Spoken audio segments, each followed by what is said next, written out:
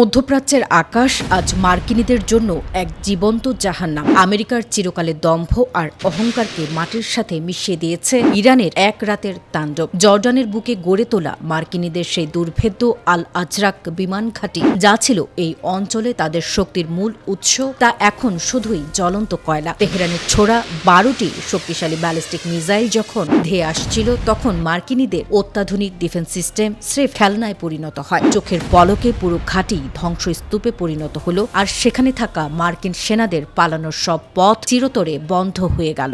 ইসলামী revolutionary guards বা IRGC এক আনুষ্ঠানিক বিবৃতিতে জানিয়েছে, তাদের অকুতোভয় অ্যারোস্পেস ফোর্স এই অপারেশন পরিচালনা করেছে। এই হামলায় মার্কিন সেনাবাহিনীর অত্যন্ত গুরুত্বপূর্ণ কমান্ড অ্যান্ড কন্ট্রোল সেন্টার মাটির সাথে মিশে গেছে।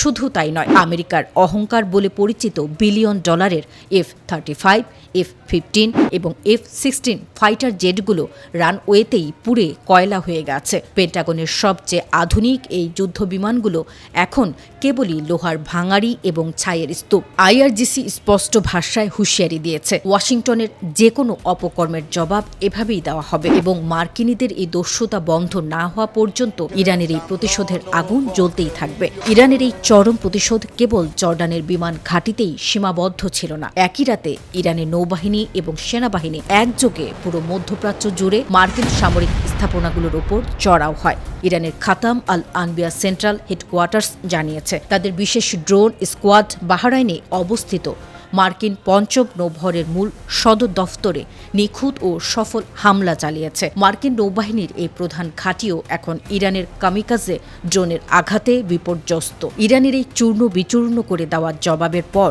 মার্কিন প্রশাসনের সুর নরম হতে শুরু করেছে।